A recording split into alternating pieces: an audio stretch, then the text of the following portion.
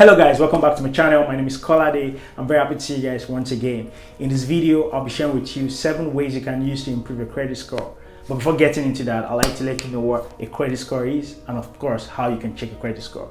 So a credit score basically is a numerical representation of your credit worthiness, that is, how credible you are with respect to credit facility. So the question then is, how do you check a credit score? Well, you can check a credit score from 3 of the most credible credit rating agencies here in the UK. The first one being Experian, there's Equifax, and there's Transunion. However, you can always check your credit score from your bank, especially if you have a bank account. A lot of banks also have places where you can check your credit score, so just checking on your bank app.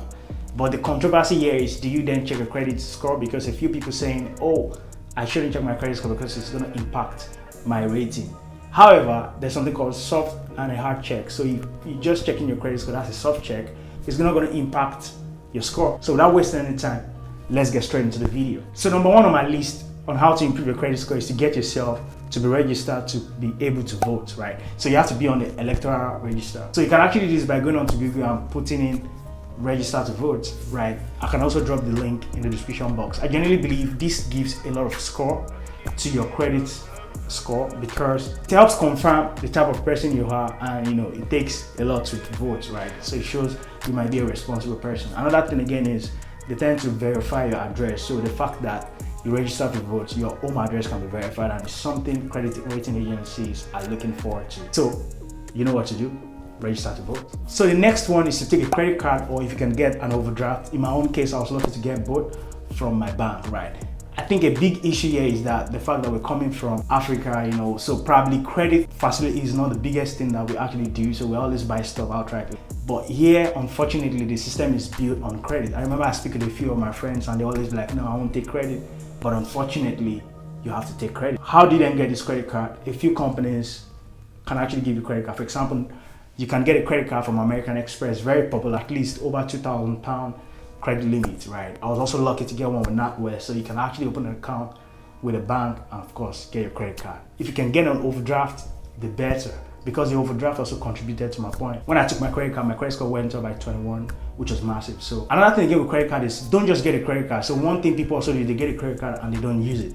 You want to make sure you're using your credit card, because if you don't use it, then why did you get it then? However, if you're also using your credit card, make sure you don't use more than 50% of your credit limit.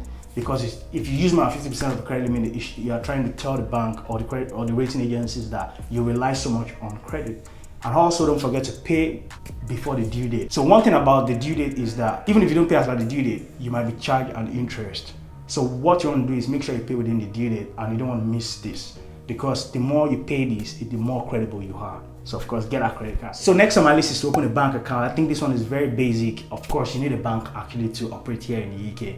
But getting a bank account just show that, or at least you have a financial institution you're banking with, and of course you have an account you're managing. And of course, you can build a very credible relationship with your bank. So open a bank account and there's a chance that you can improve your credit. Next on my list on how to improve your credit score seemed very impossible, but listen, it's very possible because I was able to get one.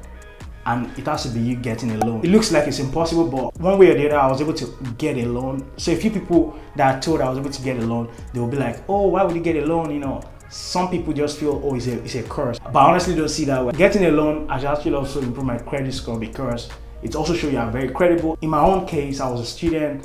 One way or the other, I also got turned down, to be fair. I applied the first time, I was turned down. The second time, I was able to get a loan. However, as a student, it's very difficult to get this. When I got my own loan, it was still a student visa. So it's very possible.